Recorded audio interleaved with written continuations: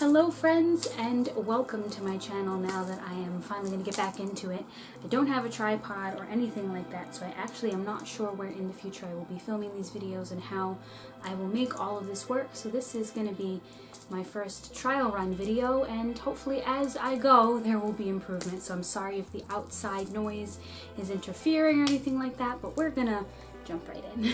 One of the things I talk about a lot on my TikTok channel that most of my followers tend to be very interested in is soulmates. So I thought a great starter video would be to just do a little question and answer about soulmates. So I did a TikTok video and I asked you guys to submit and comment some questions that you had, and I came up with some to give you hopefully a long story short on breaking down soulmates a little bit. So let's start with the obvious question.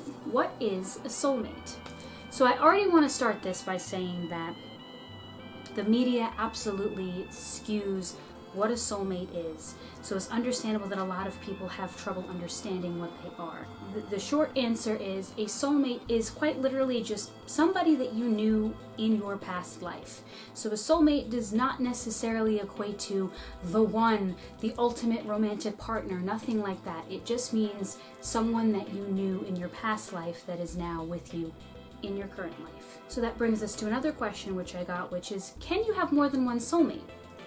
Yes, because the thing about soulmates is it's very illogical to envision that if you had a past life that you would only have one soulmate, because odds are you didn't only know one person in your past life. So it is 100% possible to have more than one soulmate, soulmates of many forms, soulmates where you have more romantic connections, platonic connections.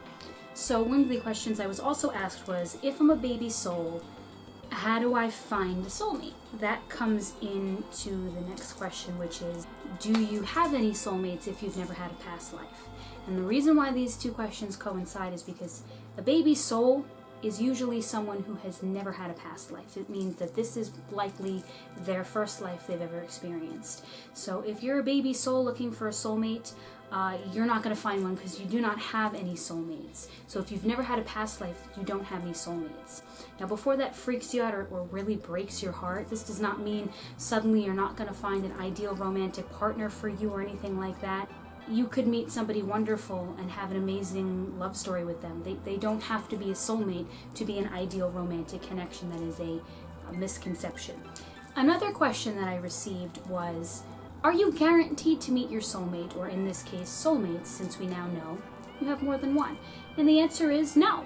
You could meet one of your soulmates, you could meet 10 of your soulmates, you could meet none of your soulmates. It really depends. There really is no telling for sure.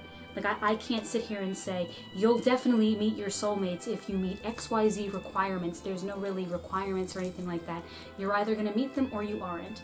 Odds are you'll probably meet at least one of them in your lifetime, considering how long we are on this earth, but the long story short, not to go on too much of a tangent, is no, you may not meet your soulmates. But that is okay. You don't need them, so, don't lead yourself to believe you won't have a fulfilling life if you never meet a soulmate.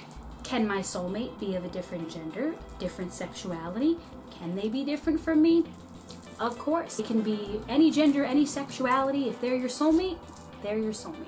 Can a soulmate also be a twin flame? In theory, I would say yes. I don't want to dive deep into the twin flame realm today just because, it's a lot, but the difference being, because a lot of people said, like, what's the difference between a soulmate and a twin flame? You have more than one soulmate, but you do only have one twin flame. Do soulmates have specific purposes in your life? Sometimes yes. Not necessarily do they have a purpose, yes, but not always. Sometimes they're just a soul connection you have, so it just means you'll have a better understanding of them, and it'll be easy for you to kind of speak to them. Like, you won't feel as shy or nervous at first when you're meeting them. Sometimes they have specific purposes, an example being a karmic soulmate, meaning that you have shared karma from a past life, and so in this life you need to sort of break that karmic chain. It's usually associated with romantic relationships. A lot of the times the people I've spoken to who have met their karmic soulmates have told me that the whole purpose of the connection was they had to learn to stop choosing people who cheated on them or stop choosing people who are abusive towards them, and then once they cut off that karmic connection, the purpose was served, and that was that. So, and sometimes they'll have positive purposes, like they may be here to teach you to be better to yourself, or to, to be more open and honest, different things like that. So yeah, sometimes they have a purpose and sometimes they're just pleasant connections we share. Another interesting question I got was, if a soulmate has finished serving their purpose and are no longer in your life, what can you do? Nothing, because once a soulmate has served their purpose and they move on, like, it is what it is. Soulmates come and go. Some soulmates are meant to be with you for life, others are meant to be temporary, others are soulmates that are in and out at different times in your life. So if they've served their purpose and they've left, let them be.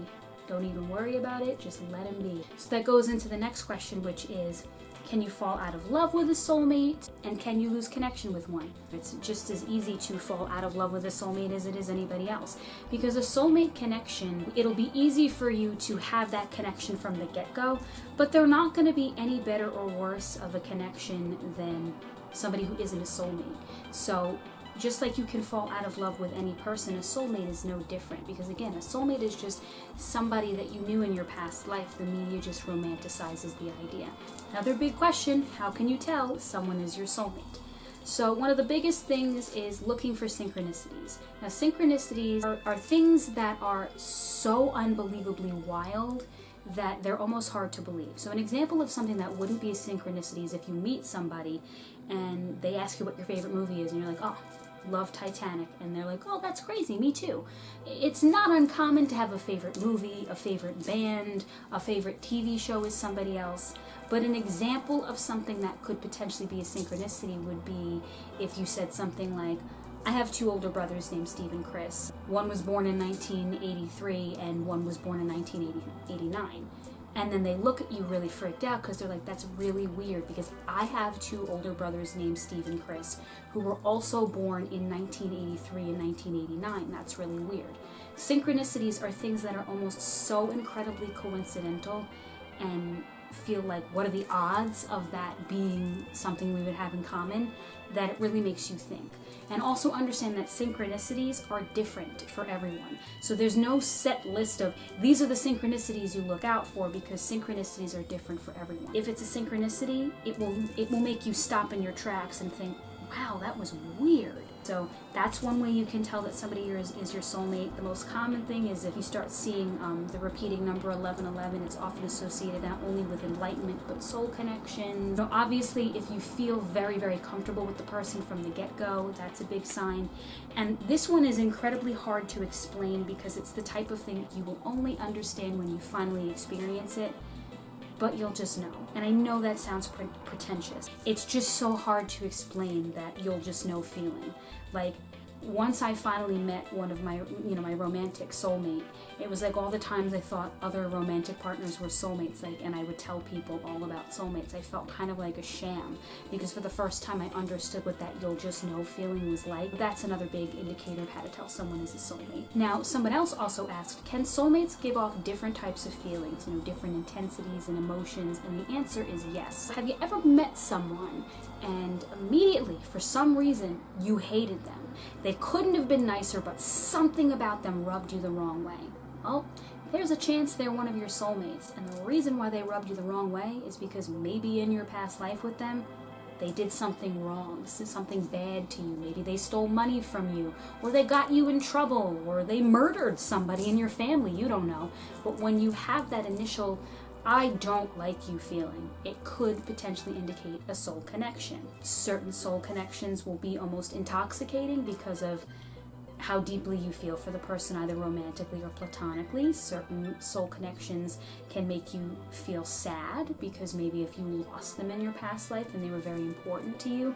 There's different intensities of feelings and different emotions. The key to knowing that it may be a soul connection is if when you instantly meet this person, for some reason, that feeling feels very strong and you can't exactly decipher why. So the moral of this story about soulmates is, you don't need to meet soulmates in order to have fulfilling romantic relationships or friendships. The media, a lot of the time on TV shows, movies, even books sometimes, the people that are writing these stories about soulmates, they actually don't entirely know what they are. They assume it just means the one, and that's not the case. So if you're sitting here going, I'm so afraid I'm never going to meet my romantic soulmate, the person that's meant for you may not even be a soulmate. It may be somebody you're meeting for the first time in this life. Don't be worried about, what if I don't meet my romantic soulmate? You will meet somebody that makes you feel good and fulfilled, and you don't need it to be a soulmate. You can meet none of your soulmates and live a very fulfilling life, because your life does not depend on meeting soulmates. Point being, again, the media just really hypes up and romanticizes what a soulmate is, to the point that it's led a lot of people to believe that you'll never be happy if you don't meet the one, you'll never be complete if you don't meet soulmates. And a lot of the media does think you only have one, and that is simply not true. They're fun additives that pop up every now and again and make you feel cool, because it's nice to meet somebody that you feel connected to instantaneously. Because that's the thing, a lot of people also seek out soulmates because the connection just comes very easily. Like, there is no need for any awkwardness and uncomfortable feelings from the beginning. A lot of the times you just instantly feel good, and people like that. So it's understandable that people seek them out. Your romantic partner doesn't have to be a soulmate. Your friends don't have to be soulmates. If they're fulfilling connections and they make you feel good, then they're doing their job. Soulmates are no more important, in my personal opinion, than someone who isn't a soulmate. They just are deeper connections and are easier to connect with. I do hope that you enjoyed this video on soulmates. If anything was explained in a confusing way, or you have any more questions, you can of course comment below and I'll try to get to you guys. And I will be covering soulmates again in the future, that I am very sure. And I do want to just give a quick disclaimer. I should have done this at the beginning of the video, that you do not have to agree with the things I've said.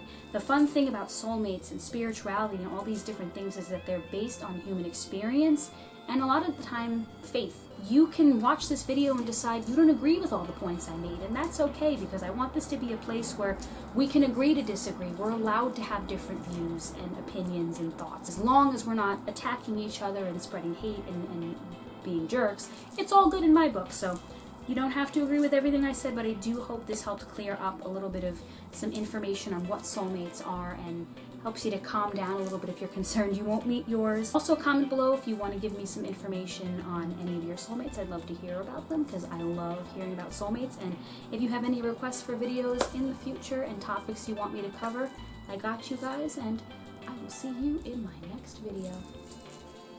Peace out.